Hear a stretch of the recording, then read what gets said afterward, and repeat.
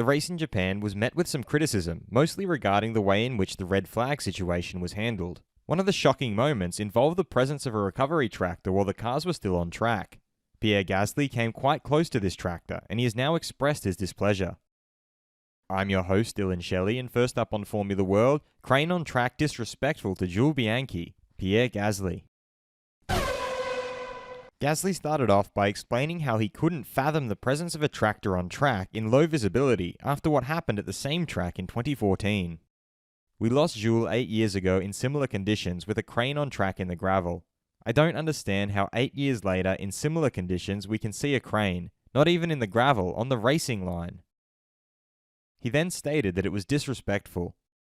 It is not respectful to Jules, his family, or his loved ones, or all of us. It was a dramatic incident. On that day, we learned that we don't want to see tractors in these conditions. Some have pointed out that Gasly was going too fast under red flag conditions. Gasly addressed this next. I tried to slow down, not in an erratic manner, because if I slammed the brakes, I would have lost the car and ended up in the crane. I was 2 meters away from passing away today, which isn't acceptable as a racing driver.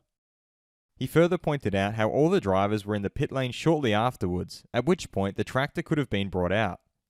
We were all in the pit lane 1 minute later. Risking my life for 1 minute? I don't think it is acceptable. He signed off by wanting this to be addressed for the future.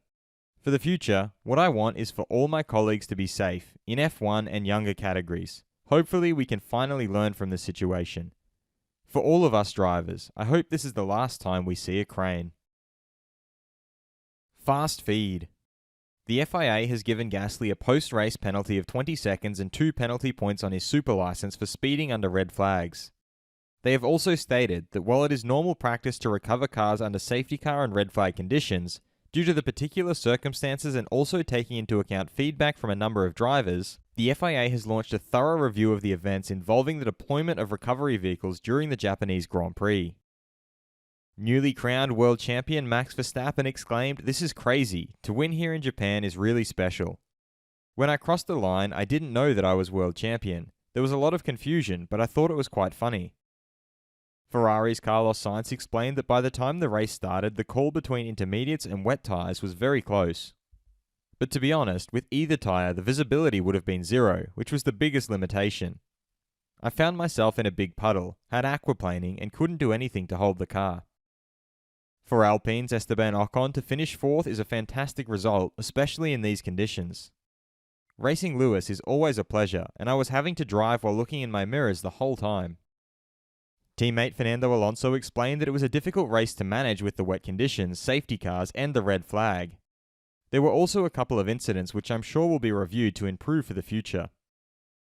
Mercedes driver Lewis Hamilton elaborated that it was tough in the conditions, hard to see, and that's exactly how motor racing should be, a real challenge. I was trying every line and got so close to Ocon, but he drove very well and didn't make any mistakes. For Aston Martin Sebastian Vettel, it has been a dream weekend. To score 8 points is a mega result. I feel sad to have driven my last race here, but it has been a wonderful weekend, and to all the fantastic Suzuka fans, I can only say thank you. Should stricken cars be recovered while there are still cars on track, even if it's behind the safety car or under red flags? Head over to my community page to vote in the poll and let me know what you think in the comments. And if you liked this video, feel free to subscribe and check out my others for all the latest in the world of Formula 1.